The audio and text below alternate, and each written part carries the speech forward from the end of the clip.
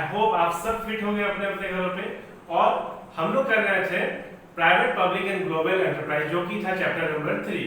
सो हम लोगों ने लास्ट क्लास में डिपार्टमेंटल अंडरटेकिंग देखा, फीचर्स देखा, उसके मेरिट्स, उसके लिमिटेशंस देखे। अब आते हैं अपना second form of public sector enterprise, जो कि है स्टैट्यूटरी कॉर्पोरेशन। तो चलिए इसको भी समझते हैं इजी वे में without wasting any time. So let's begin. Statutory corporation, एक बार डेफिनेशन देख लेते हैं पहले, फिर समझते हैं। Statutory corporation is a corporate body which has separate legal existence set up under a special act of parliament or of the state legislation। अब क्या है इसको समझना होगा।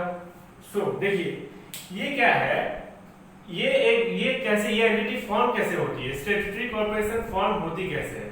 सो ये फॉर्म होती है स्पेशल एक्ट ऑफ पार्लियामेंट के तहत। पार्लियामेंट के जरिए एक स्पेशल एक्ट पास होता है पार्लियामेंट में, उसके तहत ये एक फॉर्म होती है स्टैट्यूटरी कॉर्पोरेशन। सो एक्ट कैसे, जैसे कि मान लो ये होती कैसे, एक्ट कैसे बनता है, जैसे एक्ट जैसे एक बिल पास होता है, मैं आपको बता रहा हूँ स्टेप में ध्यान से सुनिएगा। एक बिल पास होता है, वो बिल सर्कुलेट होता है पार्लियामेंट में, राज्यसभा लोकसभा, उसके बाद हमारे प्रेसिडेंट उसको साइन करते हैं, तब जाके एक स्टैट्यूटरी कॉर्पोरेशन, एक एंटिटी, एक अलग बॉडी फॉर्म होती है। समझ में आया। एक बिल पास होता है, एक बिल ड्राफ्ट होता है, वो सर्कुलेट होता है पूरे पार्लियामेंट में, लोकसभा राज्यसभा, उसके बाद वो प्रेसिडेंट के पास जाता है, प्रेसिडेंट साइन करते हैं उसको, उसके बाद ये एक अलग entity, separate legal entity form होती है।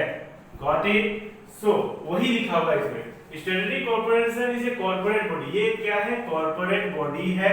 एकदम इजी वे में समझिए, इसको कॉम्प्लेक्स नहीं बनाइए। बहुत सारे स्टूडेंट बोल रहे थे कि सर ये स्टैट्यूटरी कॉर्पोरेशन बहुत कॉम्प्लेक्स हो गया है। सो इसमें जो भी लिखा हुआ है बोर्ड पे सब इजी वे में ही लिखा हुआ है, आप लोग इसको नोट डाउन भी कीजिए और समझिए भी इजी वे में। देखिए क्या था, statutory corporation is a corporate body, एक कॉर्पोरेट बॉडी है, जी हाँ है, विच है separate legal existence, separate legal existence है, सेपरेट लीगल एंटिटी है, जी हाँ है।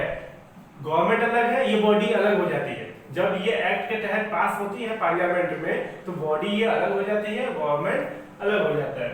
और separate legal existence set up under a special act of parliament.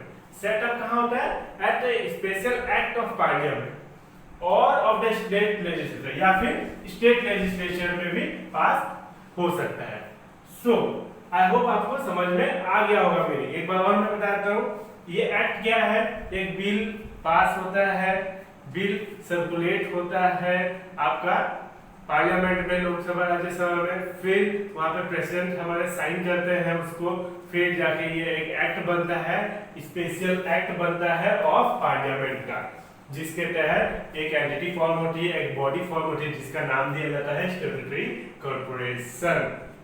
ठीक है, इसको और एक नाम से जाना जाता है, it is also known as public corporation.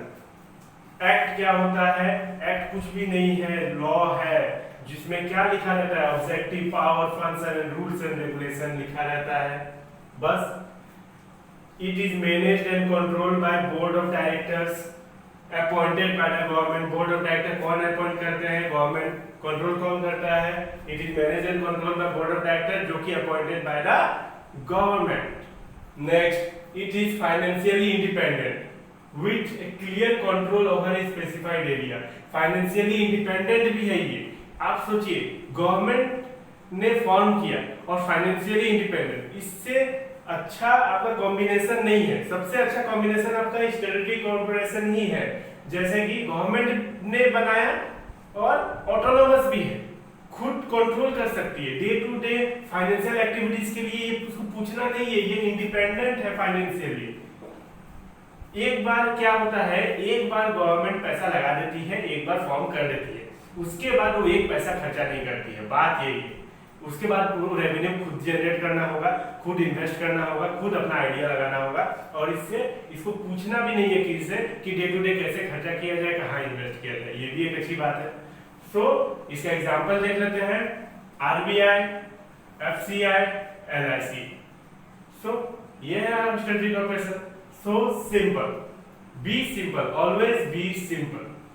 So features देख लेते हैं और अच्छे से समझ में आएगा आपको।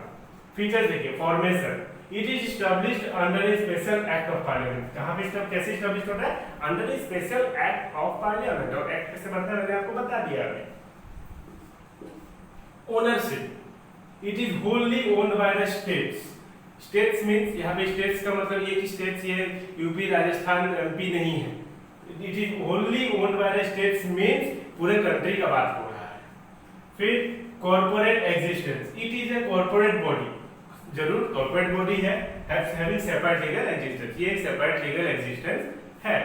फिर financial autonomy, financial autonomy means it is usually independent, जो कि मैंने अभी बताया financially independent, day to day working के लिए इसे परमिशन लेने की जरूरत नहीं है, ये खुद चला सकती है, ये एक सेपरेट लीगल एंटिटी बन जाती है।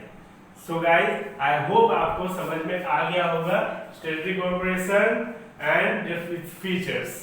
सो नेक्स्ट क्लास में हम लोग करने वाले हैं इसके merits and limitation. So guys, till then देखते रहिए commerce academy, like share subscribe करते रहिए।